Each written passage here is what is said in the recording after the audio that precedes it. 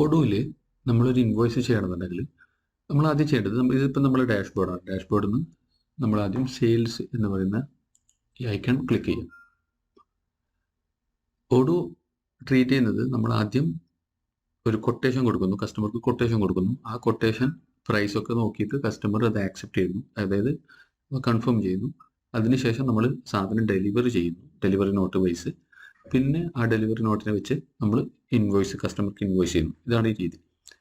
അപ്പം ഇപ്പം ഞാനിവിടെ ചെയ്യുന്നതിൽ കസ്റ്റമറെ ഞാൻ ക്രിയേറ്റ് ചെയ്യുന്നത് കാണിക്കുന്നില്ല. അതായത് നമ്മളിപ്പോൾ നിലവിലുള്ള കസ്റ്റമർ, ആ കസ്റ്റമറുടെ അക്കൗണ്ട് ഓൾറെഡി ഓഡോയിൽ ക്രിയേറ്റ് ചെയ്തിട്ടുണ്ട് എന്നുള്ള രീതിയിൽ, അതായത് ആ പ്രൊഡക്റ്റ് നമ്മുടെ കയ്യിൽ ഓൾറെഡി ഉണ്ട്, പ്രൊഡക്റ്റും കസ്റ്റമറും ഓൾറെഡി ഉണ്ട്, ക്രിയേറ്റ് ചെയ്തിട്ടുണ്ട്. അങ്ങനെയാണെങ്കിൽ ഇൻവോയ്സ് എങ്ങനെ ചെയ്യാം എന്നുള്ളതാണ്. അതായത് കസ്റ്റമർ എങ്ങനെ ക്രിയേറ്റ് ചെയ്യണം, പ്രൊഡക്റ്റ് എങ്ങനെ ക്രിയേറ്റ് ചെയ്യണം എന്നുള്ളത് വേറൊരു വീഡിയോയിൽ ഞാൻ പറയുന്നുണ്ട്. ഇവിടെ ഇപ്പം രണ്ടും ഉള്ള രീതിയിൽ നമ്മൾ ആദ്യം ക്രിയേറ്റ്, അതായത് കൊട്ടേഷൻസ് എന്നാണ് കാണിക്കുക. സെയിൽസിലാണ് നമ്മൾ എടുത്തിരിക്കുന്നത്. കൊട്ടേഷൻസ് എടുക്കുക, ക്രിയേറ്റ് ക്ലിക്ക് ചെയ്യുക. ക്രിയേറ്റ് ക്ലിക്ക് ചെയ്ത് കഴിഞ്ഞാൽ നമുക്കിവിടെ കസ്റ്റമറെ സെലക്ട് ചെയ്യാനുണ്ട്. കസ്റ്റമറെ സെലക്ട് ചെയ്യാൻ നമ്മൾ ഏത് കസ്റ്റമറാണ് വിളിക്കുന്നത്, ഏത് കസ്റ്റമർ സെലക്ട് ചെയ്യാം, കസ്റ്റമറുടെ ഡീറ്റെയിൽസ് ഒക്കെ വന്നിട്ടുണ്ട്. ഈ കൊട്ടേഷൻ ഒരു എക്സ്പയറി ഡേറ്റ് ഉണ്ട്. നമ്മൾ ചിലപ്പം വില പറയുമ്പോൾ നമ്മളൊരു 30 ദിവസത്തേക്കെല്ലാം പറയുമല്ലോ, അങ്ങനെ ഒരു ദിവസം ഡേറ്റ് പറയാം.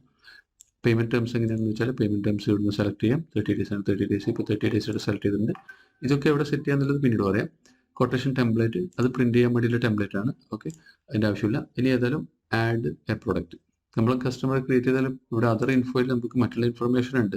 അത് ഈ കൊട്ടേഷൻ ചോദിച്ചത് അവരുടെ ലെറ്റർ ഡേറ്റിൽ എന്തെങ്കിലും അവർ ലെറ്റർ എന്തെങ്കിലും പറഞ്ഞിട്ടാണ്, അല്ലെങ്കിൽ അവർ ഒരു കത്ത് പിന്നെ റിക്വസ്റ്റ് തന്നിട്ടുണ്ടെങ്കിൽ RFQ തന്നിട്ടുണ്ടെങ്കിൽ അങ്ങനെ RFQ നമ്പർ വെക്കാം. ഓക്കെ, അങ്ങനെ എന്തെങ്കിലും. Okay, shipping method as soon as possible, അങ്ങനെ ഡെലിവറി ഡേറ്റ് കൊടുക്കുന്നുണ്ടെങ്കിൽ അത് എക്സ്പെക്റ്റഡ് ഡെലിവറി ഡേറ്റ് ഒക്കെ കൊടുക്കാം, മറ്റുള്ള വിവരങ്ങളൊക്കെ കൊടുക്കാം. നമ്മൾ അതർ ലൈൻസ്, ഈ ടോപ്പിൽ അതർ ലൈൻസിൽ വരുന്നു. അതർ ഇൻഫോയിലാണ് ഇപ്പോൾ കൊടുത്തിരുന്നത്, അതർ ലൈൻസിലേക്ക് വരുന്നു. നമ്മൾ പ്രൊഡക്റ്റ് സെലക്ട് ചെയ്യുന്നു. നമ്മൾ പ്രൊഡക്റ്റ് ഓൾറെഡി ലിസ്റ്റ് ചെയ്യും. അതിലേക്ക് സെർച്ച് മോർ അടിച്ചിട്ട് സെർച്ച് ചെയ്യും. അല്ലെങ്കിൽ എന്തെങ്കിലും ഫസ്റ്റ് ടൈം അടിക്കുമ്പോൾ ഡെസ്ക് അടിക്കുമ്പോൾ തന്നെ നമുക്കിവിടെ അതുമായിട്ട് ബന്ധപ്പെട്ട കാര്യങ്ങളുടെ ലിസ്റ്റ് ചെയ്തു. ഇപ്പം ഞാനൊരു സാധനം കൊടുക്കുന്നു. ഇതിന് ക്വാണ്ടിറ്റി 10 ക്വാണ്ടിറ്റിയാണ്. 5, 10 എന്നുള്ളത് ഞങ്ങൾക്ക് പ്രൈസ് മാറ്റണമെങ്കിൽ മാറ്റാം, 10 ആക്കി. ടാക്സ് സെലക്ട് ചെയ്യുന്നുണ്ടെങ്കിൽ ടാക്സ് സെലക്ട് ചെയ്യാം. ഓക്കെ, സെയിൽസ് ടാക്സ് 15, ഞാനിപ്പോൾ 15 സെലക്ട് ചെയ്യുന്നു. ഇനി അടുത്ത ലൈൻ ഉണ്ടെങ്കിൽ അടുത്ത ലൈനിൽ അടുത്ത ഐറ്റം സെലക്ട് ചെയ്യാം. അടുത്ത ലൈൻ ഇല്ലെങ്കിൽ ജസ്റ്റ് പ്രൊസീഡ് ചെയ്യാം. ഓക്കെ, ഇത് അതേപോലെ തന്നെ വെക്കുന്നു. അപ്പം ഞാനിവിടെ താഴോട്ട് നോക്കി കഴിഞ്ഞാൽ ടാക്സ് എമൗണ്ട് 850, പിന്നെ സെയിൽസ് ടാക്സ് അവിടെ വന്നിട്ടുണ്ട്. നമ്മളിത് സെൻഡ് ബൈ മെയിൽ ഉണ്ട്, അതായത് ഇമെയിൽ വഴി അയക്കാം പാർട്ടിക്ക്. ഇവിടെ കൺഫേം ചെയ്യാം. ഓക്കെ, ഇത് സേവ് ചെയ്ത് പ്രിൻ്റ് എടുക്കുകയാണ് ഫസ്റ്റ് രീതി. കൊട്ടേഷൻ നമ്മൾ അയക്കേണ്ടതുണ്ടെങ്കിൽ നമുക്ക് സേവ് ചെയ്ത് ഇവിടുന്ന് പ്രിൻ്റ് എടുക്കാം. നമ്മൾ പ്രിൻ്റ് എടുത്തു, അയച്ചു കൊടുത്തു, പാർട്ടി കൺഫേം ചെയ്തു. ഇതാണ് നമ്മളുടെ കൊട്ടേഷൻ നമ്പർ, സെയിൽസ് ഓർഡറിൻ്റെ നമ്പർ വന്നിരിക്കുന്നത്. കൺഫേം ചെയ്യുന്നു, പാർട്ടി കൺഫേം ചെയ്തു. പാർട്ടി കൺഫേം ചെയ്ത് കഴിഞ്ഞാൽ നമുക്ക് ഇവിടെ ഡെലിവറിക്ക് വന്നിട്ടുണ്ട്, ഡെലിവറി നോട്ടിൻ്റെ ഓപ്ഷൻ വന്നിട്ടുണ്ട്. ഡയറക്റ്റ് ഇൻവോയ്സ് അടിക്കാം, അതല്ലെങ്കിൽ ഡെലിവറി നോട്ടിലേക്ക് പോകാം. ഫസ്റ്റ് ഡെലിവറി നോട്ടിൽ പോകാം. ഡെലിവറി നോട്ടിലേക്ക് പോയി കഴിഞ്ഞാൽ ഇവിടെ ഓർഗനൈസർ നോട്ട് അവൈലബിൾ, സാധനം റിസർവ് ചെയ്ത് പ്രൊഡക്റ്റ് ഇല്ല എന്നുള്ളതാണ് കാണിക്കുന്നത്. ഓക്കെ, എനിവേ നമ്മളിവിടെ പ്രൊഡക്റ്റ് നമുക്ക് ഇവിടെ മാനുവലി അടിച്ചു കൊടുക്കാം. എത്രയാണ് പ്രൊഡക്റ്റ് കൊടുക്കുന്നത്. ഇപ്പം 10 ചോദിച്ചിട്ട് 10 തന്നെ കൊടുക്കുന്നതിന് 10 കൊടുക്കാം, 1 എടുക്കുന്നുണ്ട് 1 കൊടുക്കാം. ഓക്കെ, അതിനുശേഷം വാലിഡേറ്റ് കൊടുക്കുന്നു. Okay, confirm.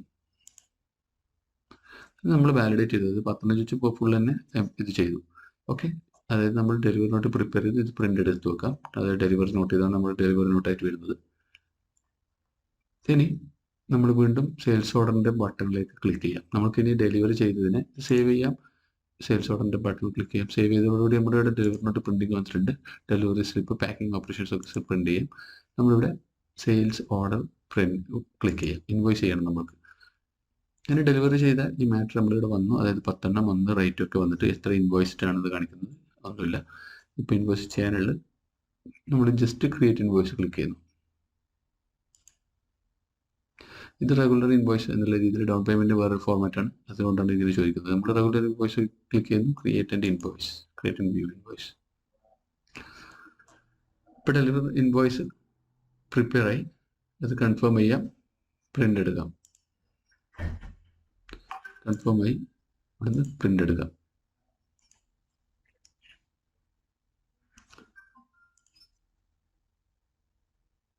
ഇതാണ് ഇൻവോയ്സ്. ഞാനിപ്പോൾ ഫോർമാറ്റ് ചെയ്തിട്ടൊന്നുമില്ല, അതിൻ്റെ ഹെഡർ ഫൂട്ടറൊന്നും ഫോർമാറ്റ് ചെയ്തിട്ടില്ല. അതുകൊണ്ട് ഒരു ബേസിക് ആയിട്ടുള്ള ഒരു ഫോർമാറ്റിലേക്ക് ഇൻവോയ്സ് വന്നു. ഇതാണ് ഒരു ഇൻവോയ്സ് പ്രിപ്പയർ ചെയ്യുന്ന രീതി.